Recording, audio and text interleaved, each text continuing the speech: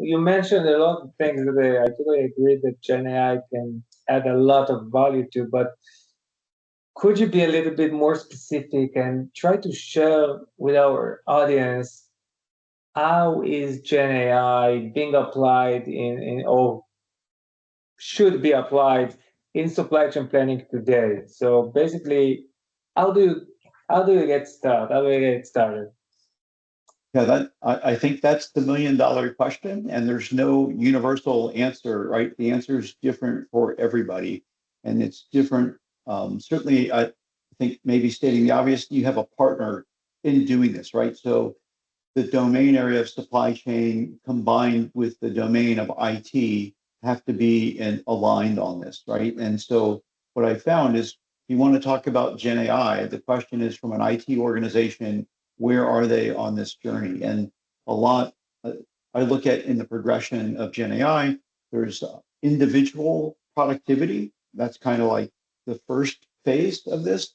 And so in the Microsoft world, right? Individual productivity and having a co-pilot across the suite of Outlook, Excel, PowerPoint, and those other things, right? That's individual productivity. So that's kind of tier one or phase one. Phase two is then turning on those capabilities in your ERP capabilities. So your transactions that are all within the boundaries of your organization and putting Gen AI across those things, right? You can then correlate simple things like your supplier contracts and service level agreements from them, lead time, and look at a purchase order and say, is this supplier as my primary de facto supplier for these sets of raw materials or goods, are they Right. performing and compliant, right? And so that's kind of that second phase in Gen AI to go across those sets of data and ask sophisticated questions and get the insights. You can turn on your contracts and your transactional data. You can do some very interesting things quickly. So that's kind of the tier two of those things. And tier three gets into more of that, I don't want to say philosophical perspective, but from an IT perspective, balancing the concerns of risk, security, and making sure you're in a controlled environment, exposing external data and doing some of those things. That's where you really unleash a lot of the power. You see lots of focus and conversation on demand sensing, supply sensing, right, and these other things. So there's very powerful things to do in this space if you want to, I guess, start with price, right? Price sensitivity, competitor pricing, cannibalism, and other things, right? You could also look at regulatory pieces if you really want to get sophisticated and look at how much exposure do you have to certain trade routes with suppliers and where they're sourcing product. And in the more sophisticated space, look at what regulatory pieces are at risk and where you need to shift volumes and some of those capabilities. And you can do everything in between. Lots of supply sensing. When you look at your supply base, and lots of times when suppliers are set up, you've got unique items, and you can't correlate one source of supply in one geographic theater with another supply in a different geographic theater and saying, are these the same products or not? Right. Well, if you have descriptions and attributes, and you can have a short description and a long description and compare those, you can now say those are actually the same products, right? The dimensions, weights, measures, specs, they're the same or very similar products. So you can look at commonalities, alternative sets of sourcing.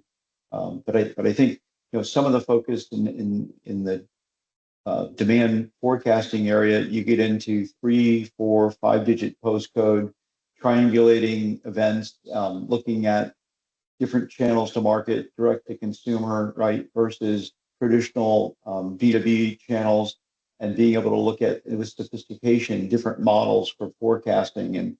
And certainly in the retail space where you get to same day delivery, I think Amazon's well known for these capabilities to look at a forecast at a 4 or 5-digit postcode, how it's sourced, tied back to your point of inventory, and know based on volumes, consumption rates, online activity, correlating that to inventory levels and replenishment and driving and triggering all those events.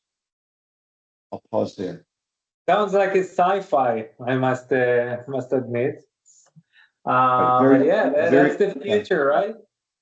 right. Very big gap from planning where Excel is a big piece of lots of analysis and decision points, and using other solutions with multiple forecasting algorithms and a pick best type of technique with backcasting, the power in what you can do. And I think the one other key point is from an affordability standpoint, right? These capabilities are fundamentally changing the game, because now it's a consumption perspective, right? Your cost for having these types of solutions in your business are mostly driven from a cost consumption perspective, meaning the data, the compute power on cloud, it's a much lower cost point than the traditional applications, the licensing, and a lot of that licensing is predicated on the business case and some of those things. First of all, I think it's amazing how you broke it down into tiers. Those 3 tiers model. I think it sounds very understandable and very, very structured. I totally agree with you about the fact that it's starting to be more cost effective. If you look at the legacy supply chain planning software, most of the time they are not so accessible, especially not for SMBs, so small medium businesses. But correct me if I'm wrong, Gen AI is going to be super accessible for any size company. Am I wrong?